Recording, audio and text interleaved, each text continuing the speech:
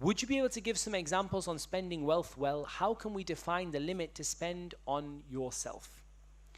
The essence of zuhud in wealth, of abstaining from the dunya in wealth, is to only take that which you need. And everyone is according to themselves. It's hard to give an example because what I give for me may not be true for you. For example, if I earn a certain amount of dirhams, what is, suffices me with the size family I have might not be what suffices you. You may need more than me or less than me, according to your circumstances.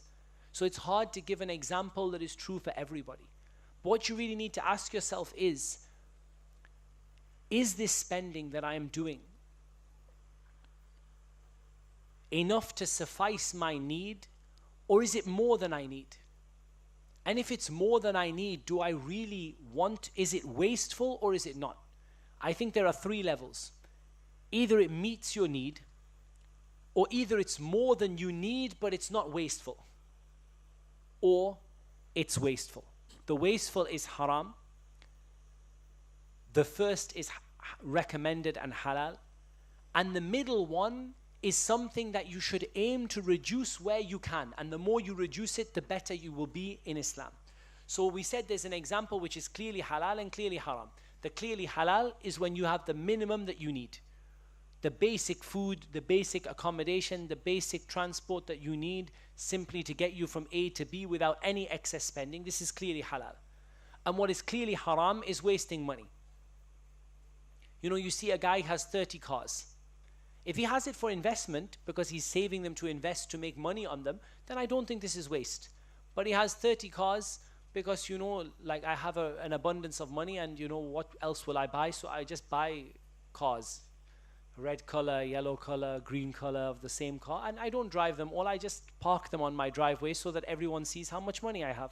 This is wasteful.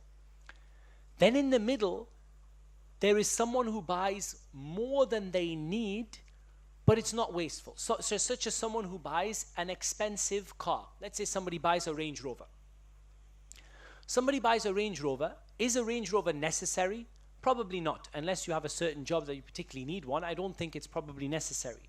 However, it's not wasteful. It's a good car that will probably last longer than other cars and has a level of comfort that other cars don't have. And it's from a reliable brand and so on. So it's not, I don't think it's necessarily wasteful. However, the more you can reduce these instances where you buy more and more and more without wasting, the better you can be. So the more you reduce these kind of instances. So if you, for example, say, look, I bought a nice house in a nice area in Dubai. Is this wasteful? No, because the house has value. You can, inshallah, sell it. You can live in it. It will provide for you. If it's a big house and you have family there, it's not wasteful, inshallah.